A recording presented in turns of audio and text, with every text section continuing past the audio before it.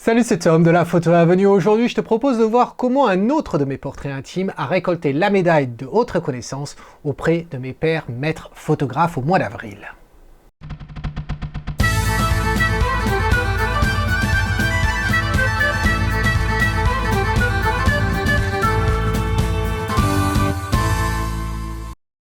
La semaine dernière, si tu te souviens, j'ai publié une vidéo t'expliquant le concept ainsi que la finalisation d'un portrait intime que j'ai eu la chance de faire il y a quelques mois avec la belle Mégane et qui m'a permis aussi de récolter la médaille d'or du photographe du mois de mars chez les maîtres photographes. Alors si tu n'as pas vu cette vidéo, eh bien je t'invite à le faire en cliquant dans le lien qui s'affiche en haut à droite.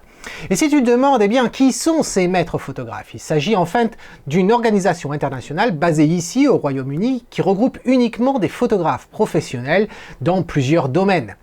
Et en 2017, eh bien, j'ai passé les qualifications pour en être licencié. Tu trouveras tous les détails de mon parcours à ce sujet-là dans une vidéo que j'ai faite juste après mon succès, et donc du coup, le lien est en haut à droite.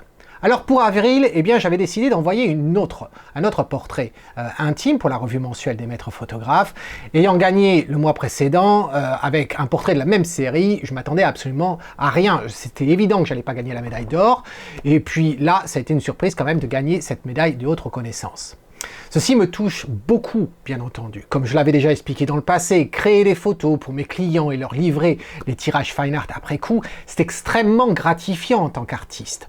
Mais recevoir la reconnaissance de ma profession, eh bien c'est pas rien. Ça veut dire en fait que mes pairs photographes acceptent d'être associés à mon travail. Et c'est tout le principe derrière notre organisation en fait. Chacun aspire au meilleur, pousse la barre toujours plus haute. Et en fin de compte, chaque photo produite par un membre, eh bien c'est la vitrine de notre savoir-faire. Je peux te dire qu'il y a une certaine pression et une quête de perfection. Alors regardons de plus près la photo que j'ai soumise pour le mois d'avril et comment je l'ai réalisée et ensuite développée dans Lightroom et Photoshop. Allez, c'est parti! Donc voici donc la photo que j'ai soumise à la revue mensuelle des maîtres photographes. Alors, avant de rentrer dans les détails du développement, je voudrais t'expliquer un petit peu l'idée derrière ce cliché. Comme je te l'avais dit la semaine dernière, on avait décidé avec Mégane de faire une séance de nu chez elle et on a pris différentes photos dans différentes parties de la maison. Et puis ensuite, vers la fin de la journée, on a décidé d'aller dans sa chambre à coucher qui est toute petite. En fin de compte, il y a un lit, deux commodes et puis une armoire intégrée. Et puis donc c'est relativement petit, c'était relativement le bazar, on va dire. Donc on a bougé un petit peu les choses. Et puis ce cliché, en fin de compte, je l'ai fait après la photo que tu as vue la semaine dernière. Et je savais déjà au moment où j'ai pris la photo de la semaine dernière qu'elle allait être en couleur. Et je voulais changer les choses. Je voulais faire quelque chose qui soit plus en noir et blanc. Et puis, j'avais l'idée, en fin de compte, de faire quelque chose à la française. Alors, par l'expression à la française, ça veut peut-être pas dire grand-chose pour toi si tu as vécu uniquement en France.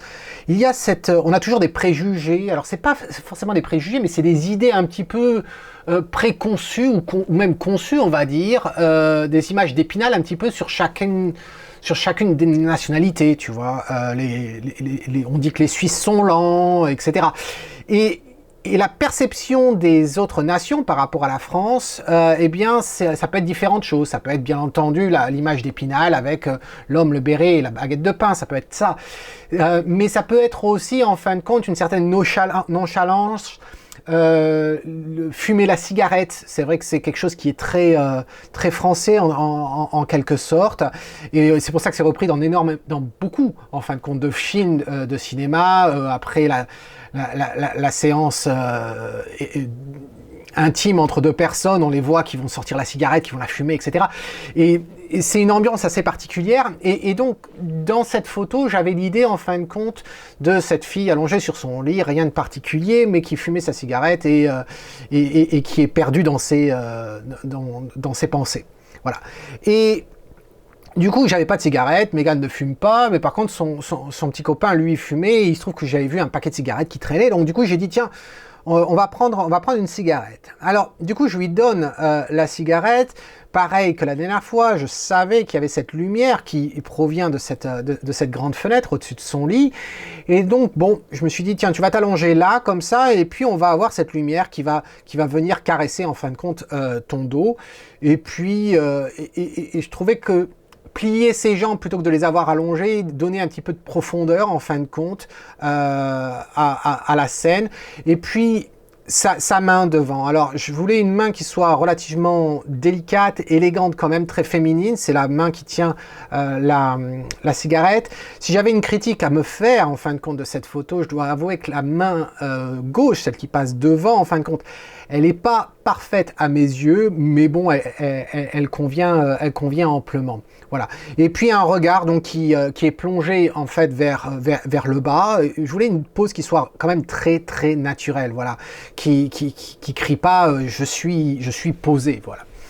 Alors, au niveau de l'éclairage, ça a été uniquement fait avec la lumière qui provient de la fenêtre et à ce moment-là aussi un réflecteur que j'avais mis au sol, tout ça pour ramener un petit peu de lumière vers son visage, vers son bras et nous donner un petit peu de relief, voilà. Alors, à quoi ressemblait la photo une fois sortie de l'appareil? Cette séance, je l'avais faite en mettant l'appareil en noir et blanc, hein. Mais ça m'aidait aussi à comprendre ce que ça allait donner. Mais la photo de départ, la voici. Voici la photo de départ. Alors, au niveau des exifs, si ça t'intéresse, hein, les exifs sont jamais très intéressants en fait, mais nous donnent des informations sur la condition de luminosité et puis le choix du matériel employé. Alors, au niveau de la luminosité, c'était quand même la pénombre. On voit l'histogramme qui est quand même bien sur la moitié...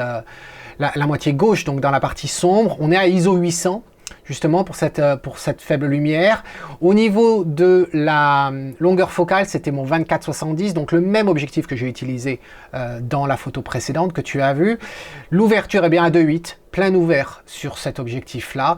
J'aurais pu choisir autre chose, mais je t'avouerai que 2.8, ça me plaisait bien parce que, en fin de compte, j'ai une profondeur de champ là où je souhaite l'avoir. C'est-à-dire que ça ne m'intéressait pas d'avoir son derrière absolument net, qu'on voit toute la texture de sa peau sur son derrière, ça ne m'intéressait pas. C'était plus, en fin de compte, oui, elle est nue, on voit son derrière, mais je voulais qu'on se concentre quand même sur son expression. Voilà.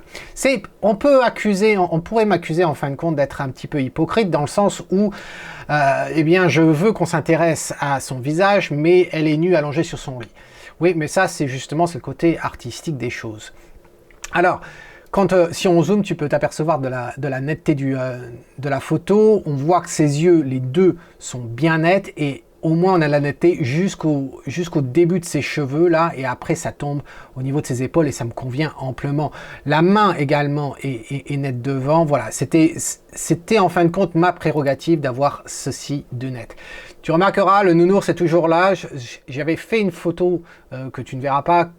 Elle était allongée et le nounours était derrière, mais en fait je préférais l'avoir dans la scène et le mettre dans le coin ici. Ça réglait un coin mort en fin de compte.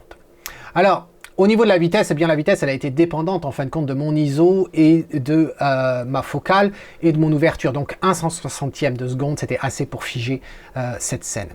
Tu remarqueras que à ce moment-là, absolument rien n'est fait, c'est juste la température en fin de compte telle quelle lors de la prise de vue.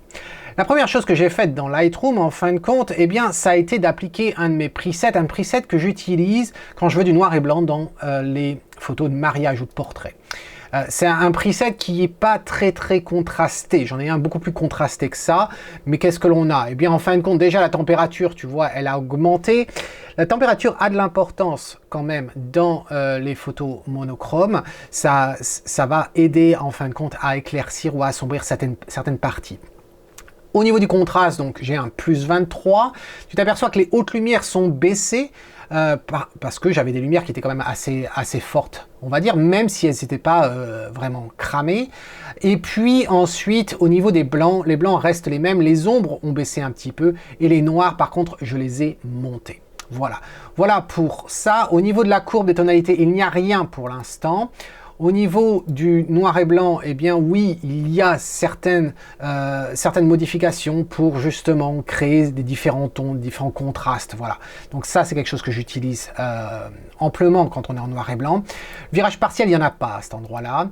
Au niveau des détails, eh bien, ils sont là, mais je vais y retoucher après coup. Et puis, correction de l'objectif, il n'y en a pas. Je voulais garder ce vignettage que j'ai là. Un vignettage qui est à la fois naturel, mais que j'ai aussi dans le vignettage, ici dans les effets. Tu t'aperçois en fin de compte que j'ai pas un contour progressif très étendu. Généralement, je suis plus à 100%, là je suis à 50%, mais je trouve que ça fonctionne bien. Et puis tu vas voir, avec les changements que j'applique après, ça a tout son sens. Transformation, il n'y en a pas.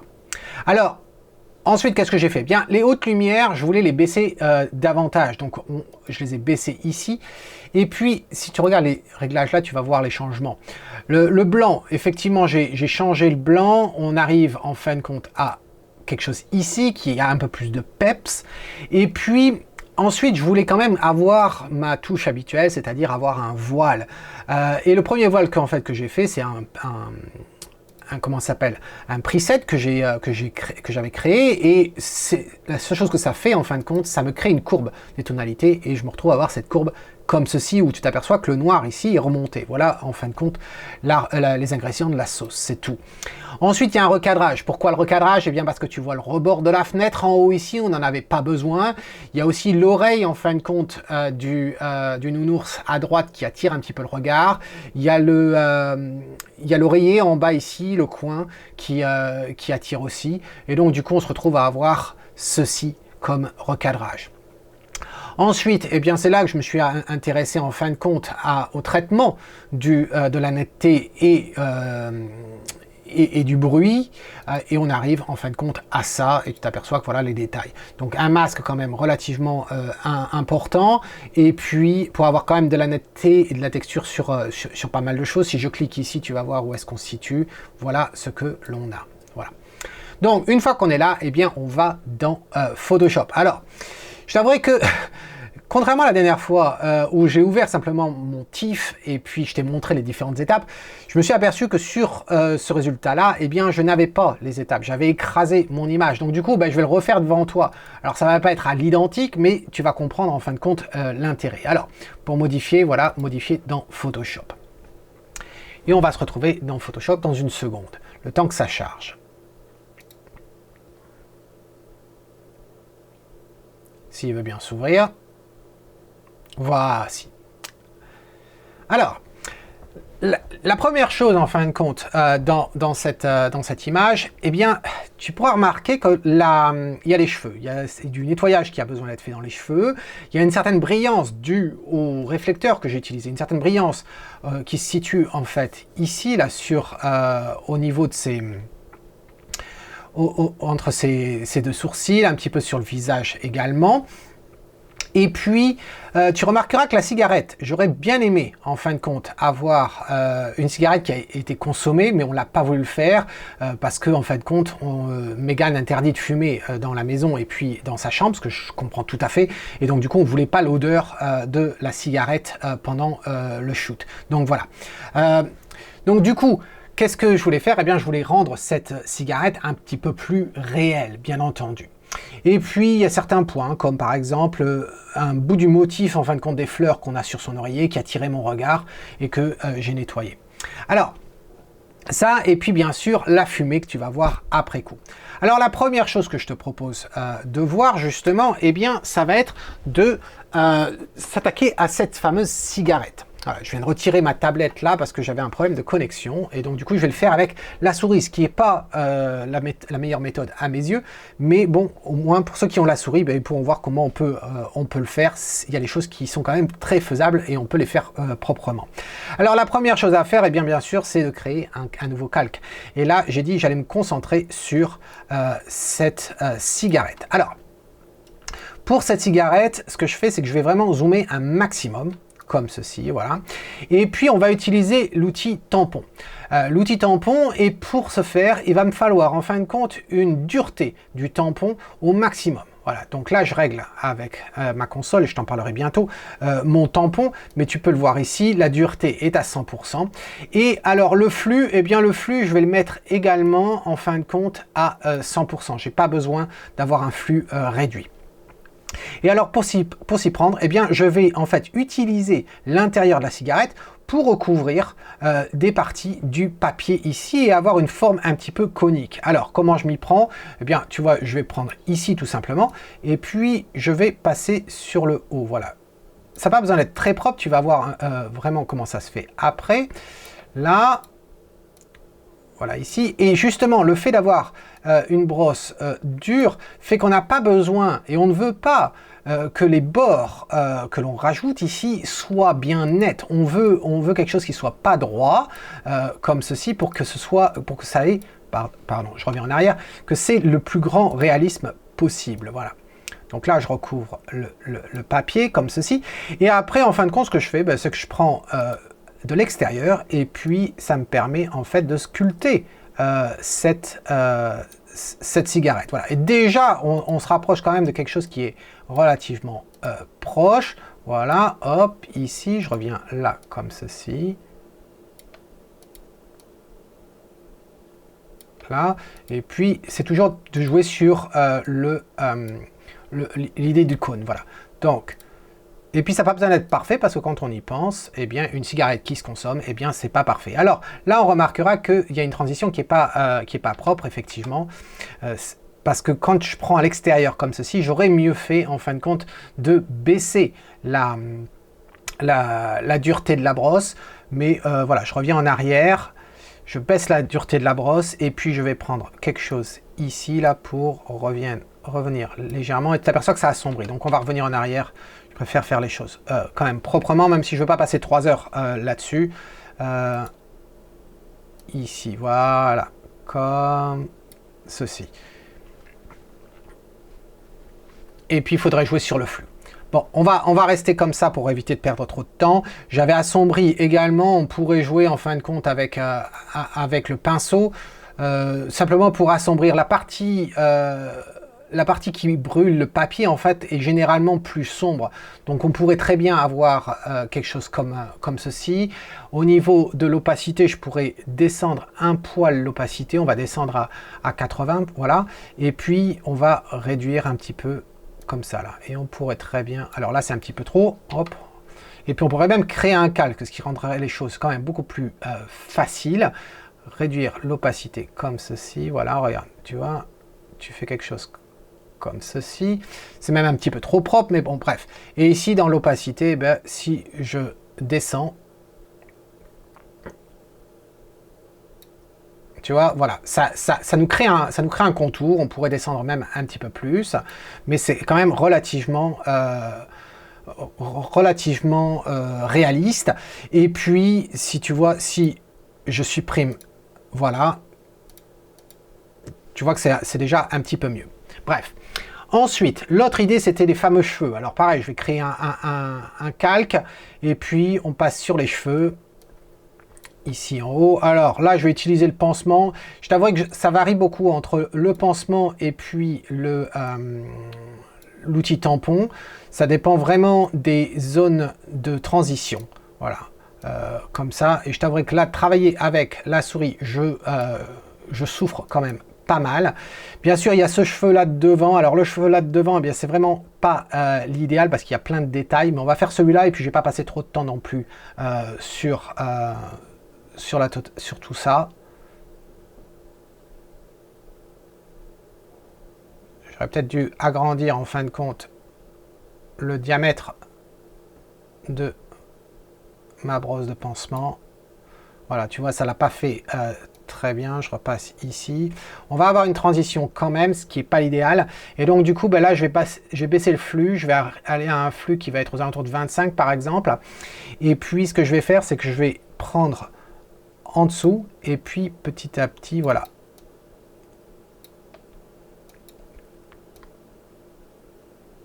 Voilà. Et donc, voilà le principe, en fin de compte, pour refaire le nettoyage. On peut prendre d'en haut aussi. Il faut faire ça sur toute la longueur. Donc ça prend Ça prend du temps.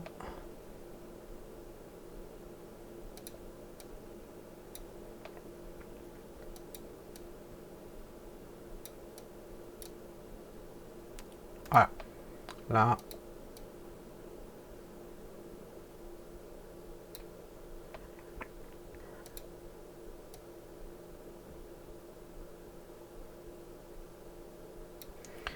Tu vois, donc on y arrive en passant du temps. Mais les cheveux, c'est vraiment ce qui occupe énormément de temps. Il faut le reconnaître. Alors pour l'instant, on va faire comme ça, j'aurais dû passer plus de temps que ça. Ensuite, l'autre idée, c'est le visage. Alors le visage, je crée un autre calque, et c'est ces fameux reflets qui sont à cet endroit-là. Alors pour ça, eh bien, ce que je vais faire, il y a plusieurs manières de le faire. Là, je vais baisser en fin de compte le flux de mon tampon, je vais aller aux alentours de 5. Voilà, toujours un tampon avec une dureté au minimal. Et j'agrandis la zone. Et l'idée, en fin de compte, c'est de prendre une lecture qui est pas très loin, voilà, et puis on va passer comme ça sur et atténuer légèrement. On n'a pas besoin, c'est pas une photo qui a un grand besoin de netteté dans les pores, etc. Donc ça fonctionne amplement bien comme ceci, tu vois, j'assombris légèrement ici, pareil, là, comme ceci. Et puis là, je vois par exemple, elle a un petit bouton, donc on va passer là, on revient sur le tampon.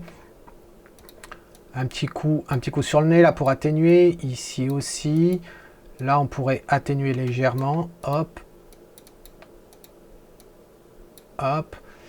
Et puis, un grand sur la joue ici. Voilà. Tout simplement. Voilà. Et ça, normalement, c'est déjà mieux que ce que c'était avant. Si on regarde ce que c'était avant, tu vois, ça brillait davantage. On pourrait faire un poil le front, le menton, voilà, et on pourrait aller un petit peu plus loin. Donc voilà pour l'idée. Maintenant que le plus gros du nettoyage est fait, qu'est-ce qu'on va faire? Eh bien, cette fameuse cigarette, cette ambiance en fin de compte. Parce que si on revient sur la version finale, voici ce que j'avais. Donc, s'il y a une cigarette, il faut bien sûr qu'il y ait de la fumée.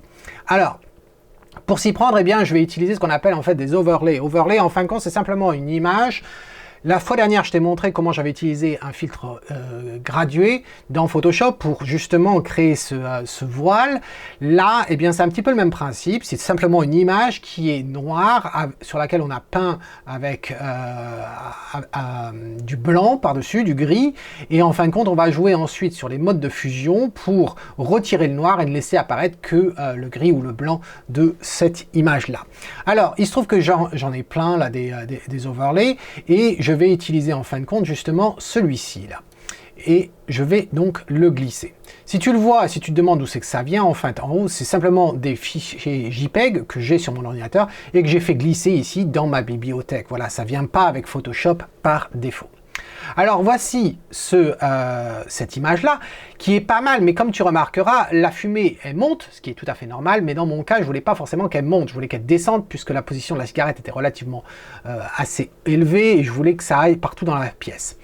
Et jouer avec la lumière surtout. Donc le problème de cette image, c'est qu'elle n'est pas dans la bonne orientation. Mais ce que je vais faire, c'est que je vais cliquer sur Entrée, je vais la sélectionner telle qu'elle. Parce que tu vas voir ensuite ce que je vais faire. Là, on va utiliser un mode de fusion justement qui va me permettre de la voir à travers. Donc, voici ce que l'on a là. Tu vois, tu peux jouer sur différents modes de fusion. Dans mon cas, eh bien, je vais choisir superposition. Là, comme tu vois, ça ne fonctionne pas. On a cette fumée qui est concentrée ici, alors que la cigarette est là. Mais regarde ce qui se passe. Si maintenant je prends, en fin de compte, je suis toujours sur le calque de ma fumée, de mon overlay, ce que je vais faire, c'est que je vais aller dans l'édition, et puis je vais faire transformation, et déjà, je vais la flipper verticale. Ça veut dire que la partie en bas va se retrouver en haut, et inversement. Déjà, je me retrouve avec ça. Regarde déjà comme c'est pas mal du tout. Ensuite, le problème, c'est que c'est concentré ici en haut, j'ai pas forcément envie de l'avoir là, on a de la fumée qui descend ici, j'aurais préféré l'avoir ici. Et bien, ce que je vais faire, je vais appliquer la même chose, mais à l'horizontale. Donc, là, comme ceci, et là, c'est déjà un petit peu plus réel. Donc, voilà ce que l'on obtient. Là, après, on peut très bien jouer de différentes façons. C'est-à-dire que je peux très bien, en fin de compte, utiliser l'outil de déplacement et puis prendre ce calque et puis le déplacer et puis s'assurer qu'en fait la fumée est à un endroit que je souhaite avoir. Dans le cas que j'ai utilisé, elle était plus ou moins à cet endroit-là.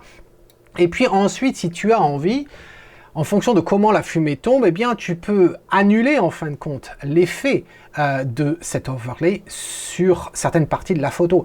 Alors, je ne me rappelle plus exactement si je l'ai fait, peut-être que je l'ai fait légèrement. La façon de faire ça, c'est d'utiliser en fin de compte un masque de fusion. Tu cliques là-dessus et tu te rappelles, tu peux peindre avec le pinceau. Noir, ça cache, blanc, ça laisse. Et donc, du coup, là, ce que l'on pourrait très bien faire, c'est utiliser un flux, alors une opacité, là c'était celle de tout à l'heure pour la cigarette, on pourrait très bien mettre opacité à 100 et puis mettre un flux à 5. Et en fait ce que tu fais, c'est que tu viens ici, donc je vais agrandir la taille de ma brosse, je vais m'assurer que ma douceur de la brosse soit à son maximum, comme ceci, et puis on pourrait en fin de compte légèrement passer comme ceci sur le visage. Mais tu remarques qu'en faisant ça, eh bien, on joue également sur la luminosité sur son visage, puisque en fait le voile apportait quelque chose de lumineux. Donc dans ce cas-là, je ne crois pas l'avoir utilisé et je le laisse comme ceci. Voilà en fin de compte comment cette photo a été grosso modo retouchée dans Photoshop. Si tu vois le final, voilà ce que l'on avait à ce moment-là. Donc voilà l'histoire de cette photo, de la conception à la finalisation dans les grandes lignes, puisque j'allais pas refaire un travail absolument propre. Là, le tutoriel aurait été un petit peu trop long, je dois l'avouer, mais j'espère que tu as compris le principe dans les grandes lignes, aussi bien le concept de départ que ensuite la réalisation avec le développement, les choix que j'ai pu faire tout au long et comment on peut rattraper les choses ou bien créer des choses grâce au développement. Il n'y a pas une seule solution, comme tu l'as pu voir, ça serait pratiquement impossible pour moi de réaliser ce cliché encore une fois dans Photoshop, etc. Ça serait impossible de refaire exactement la même chose parce que la fumée, l'emplacement, etc. Et bien sûr, l'esprit dans lequel j'étais au moment où je l'ai développé n'est pas forcément l'esprit dans lequel je me trouve maintenant. Voilà, tout ça va jouer un rôle dans la création de ta photo. Alors, dis-moi ce que tu penses de la photo, mais de ce tutoriel, bien sûr, dans un commentaire. Tu sais que j'adore ça. Et puis, si tu as aimé, n'oublie pas de me mettre un pouce. Ça aide fortement pour le référencement, bien sûr, sur YouTube. Et puis, ça fait toujours plaisir. Ça montre qu'on a un petit peu d'intérêt, voilà, à faire les choses. En attendant, eh bien, cet homme qui te dit, si tu aimes ce que tu vois, eh bien, capture-le et prends-en soin. Cheers!